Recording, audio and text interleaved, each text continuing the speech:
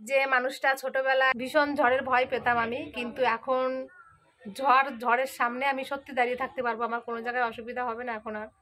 মানে এরকম আমার জীবনটা হয়ে গেছে এখন। নমস্কার বন্ধুরা, সবাইকে জানাই শুভ সকাল। তো আমি তোমাদের সামনে ছোট্ট একটা ব্লগ নিয়ে চলে এসেছি। তো আজকে আমি অনেক সকালে ঘুম থেকে উঠেছি। ঘুম থেকে উঠে একটু বাসি কাজ সেরে রান্না করে ফেলেছি। তো এখানে ভাত করেছি আর ডিমের ঝোল রান্না করেছি আজকে। এই যে, তো কালকে তোমাদের দাদাভাই সেই সকালে ভাত খেয়েছে আর দুপুরবেলা একটু মুড়ি খেয়েছিল, রাত্রেবেলা কিচ্ছু খায়নি, না খেয়ে শুয়ে পড়েছে। আমি বহুবার বলেছিলাম যে কিছু একটু তৈরি করে দিই, কিন্তু কিচ্ছু খায়নি, না খেয়ে শুয়ে পড়েছে। তো সেজন্য ভাবছি সকালবেলা রান্না করতে হবে, একটু রান্না করে রেখেই ডিউটিতে বেরাবো। তো ওই কারণে রান্নাটা করলাম আর কি। আর এখন আমি একটু চা বানিয়েছি, চা যে হচ্ছে এখনো, তো চাটা খেয়ে তারপর ডিউটিতে বেরাবো। আর এদিকে তোমার দাদাভাইকে একটু দেখাই।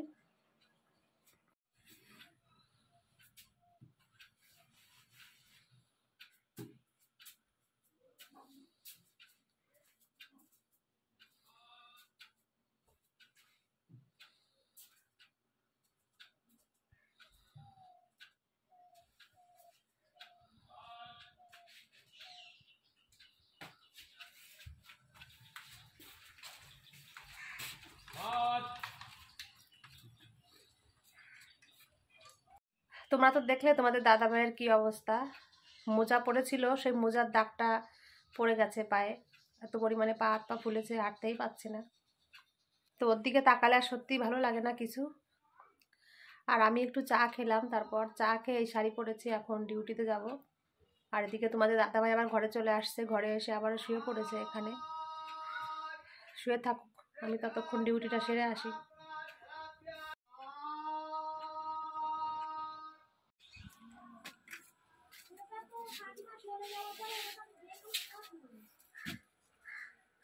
কেমন আছো? ভালো না, চোখ মুখ তো আবারও ফুলছে ভালো মতন। সকালে রান্না করছিলাম, খেলে ভাত?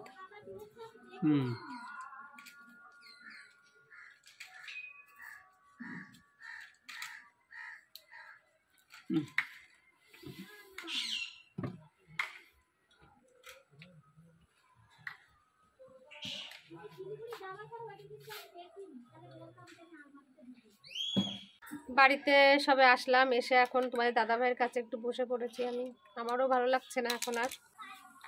বাড়িতে আসলেই যেন শরীরটা পুরো ছেড়ে দেয় এরকম মনে হয়।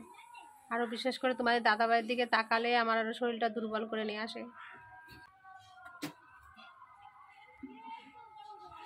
মাঝে মাঝে মনে হয় সারাদিন বাইরে কাটিয়ে দিয়ে আসি, বাড়ি আসতে ইচ্ছা করে না।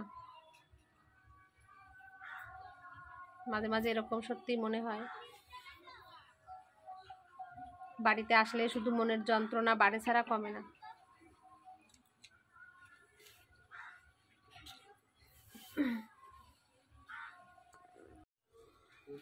বাড়িতে আসলাম তো তোমরা দেখলে তখন, তারপরে এই কাজকর্মগুলো করলাম।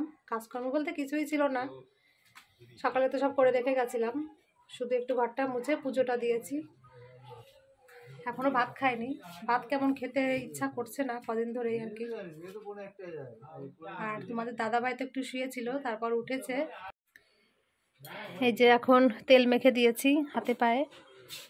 আমি বলেছি যে একটু তেলটা মাখলাম, এখন রোদ্দুরে একটু বসে থাকো, তারপরে স্নান করবে। আমি গরম জল বসিয়েছি, গরম জলে স্নান করতে বলেছি।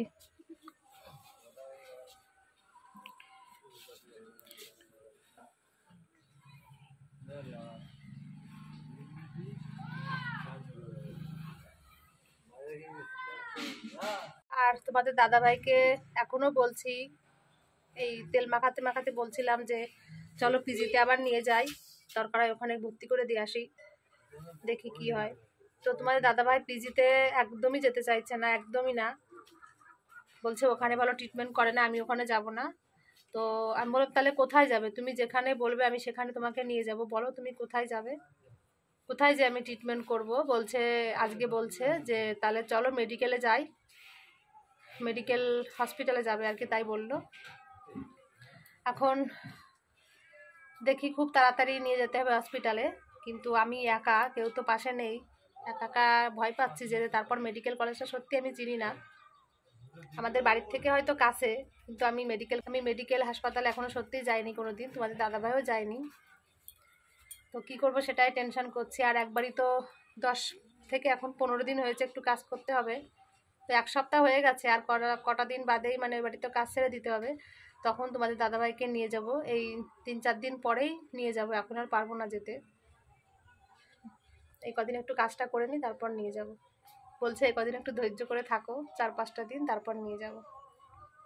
মানে না চিনলেও আমাকে ঠিক চিনে নিয়ে যেতেই হবে ওখানে, কারণ সব হসপিটাল তো কলকাতার মোটামুটি ঘোরা আমার হয়ে গেছে। একটা হসপিটালও বাদ নেই, শুধু মেডিকেল হাসপাতালটা একটু বাদ ছিল, ওটা এখন যেতে হবে। সব হসপিটাল পুরো ঘোরা হয়ে গেছে আমার। কি জীবন, সেটাই চিন্তা করি। আগে হসপিটালের নাম শুনলেই ভয় পেতাম, ডাক্তারের কাছে যাব শুনলে ভয় পেতাম। এখন তো মোটামুটি সব জায়গায় আমার ঘোরা হয়ে গেছে, এরকম অবস্থা তোমাদের দাদাভাইকে নিয়ে। এখন কোনো ভয় বলতে আর এখন আমার জীবন আর কিছুই নেই। মানে সব যুদ্ধকে মনে হয় জয় করতে পারবো, এরকম একটা ব্যাপার আমার হয়ে গেছে এখন তোমাদের দাদাভাইয়ের জন্য। যে মানুষটা ছোটবেলায় মানে ঝড় ঝড় আসতো, আগে কালবৈশাখী ঝড় হতো প্রচুর পরিমাণে আমাদের ছোটবেলায়, কিন্তু এখন তো সেই ঝড়টা হয় না। তো ঝড়ের সময় আমি আমাদের খাটের নিচে আমি মানে শুয়ে থাকতাম, হেরিকান একটা নিয়ে। তখন তো লাইট কারেন্ট ছিল না, তো হেরিকান নিয়ে আমি খাটের নিচে শুয়ে থাকতাম একটা কিছু পেতে ওখানে। মানে ভয়ে এত পরিমাণে আমার ঝড়ের ভয় করতো, ভীষণ ঝড়ের ভয় পেতাম আমি। কিন্তু এখন ঝড়ের সামনে আমি সত্যি দাঁড়িয়ে থাকতে পারবো, আমার কোনো জায়গায় অসুবিধা হবে না এখন আর। মানে এরকম আমার জীবনটা হয়ে গেছে এখন। মানে দাদাভাইকে তো তখন তেল মেখে দিলাম, তো স্নান করলো। স্নান করার পর বললাম যে ভাত খেতে, কিন্তু ভাত খেলো না একদম। ভাত খাওয়া এখন কমেই গেছে, কারণ সকালবেলা অল্প করে কটা ভাত খেয়েছিল, আর সারা দিন কিছু মুখে দেয়নি। বহুবার বলেছি আমি একটু ভাত মেখে খাইয়ে দিই, তবুও খেলো না, বলছে না পেট পুরো ভরা আছে, খেতে ইচ্ছা করছে না, আর সব সময় এখন বমি পাচ্ছে। তো কিচ্ছু না খেয়ে ওই যে আবারও শুয়ে পড়েছে। এইমাত্র মশারিটা নিয়ে দিয়ে আসলাম ঘরে আমি। তারপর কি করব, আমি নিজে একটু খেলাম, খাওয়ার পর এখন এই যে বাইরে এসে বসেছি।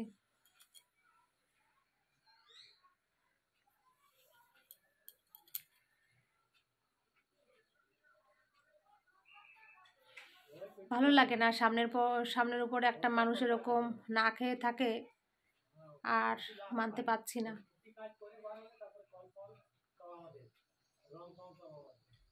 ওর এখন যা কিছু মানে খেতে যাচ্ছে সব কিছুতেই বমি আসছে, আর বমি আসার জন্য মেন কিছু খেতে পাচ্ছে না। তো আমি সেদিনকে বিরাটি থেকে ওষুধ নিয়ে আসলাম যাতে বমিটা না আসে। তো সেই ঔষধটা খেয়েও কোনো পরিবর্তন হচ্ছে না, বমি যেরকম আসছে ওরকম এসেই যাচ্ছে, ওষুধে এখন কাজ হচ্ছে না।